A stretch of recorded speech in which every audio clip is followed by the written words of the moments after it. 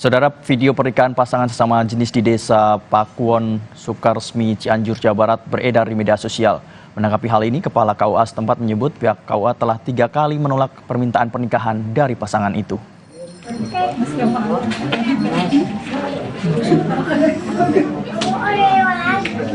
Kepala KUA Kecamatan Sukaresmi mengatakan pasangan sesama jenis itu 3 kali mendatangi kantor KUA untuk minta dinikahkan.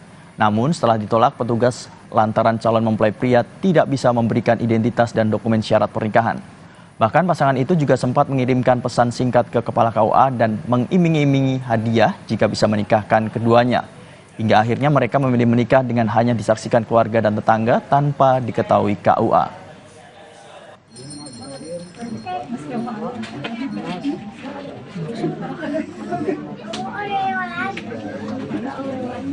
Tiga kali ke sini tuh. 3 kali. Udah beberapa kali ke sini.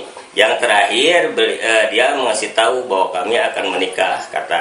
Saya bilang tidak boleh. Ini kalau pernikahan seperti itu karena harus ada syarat dan ketentuannya harus dipenuhi dulu. Nah, akhirnya ya katanya mau di orang tuanya saja. Yang saya bilang nanti bisa berurusan nih dipanggil begitu. Kayaknya tidak tahu orang tuanya. Saya yakin tidak tahu orang tuanya karena dia pun juga sempat konfirmasi ke sini. Ya di sini juga dikasih tahu, dia pun juga di sini ditanya identitas juga nggak ngasih gitu.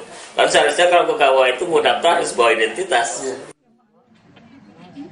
Sebelumnya, saudara, pernikahan HH dan IC digelar di Cianjur, Jawa Barat pada 28 November 2023. Pernikahan tersebut kemudian jadi sorotan karena ternyata HH atau mempelai laki-laki adalah seorang perempuan.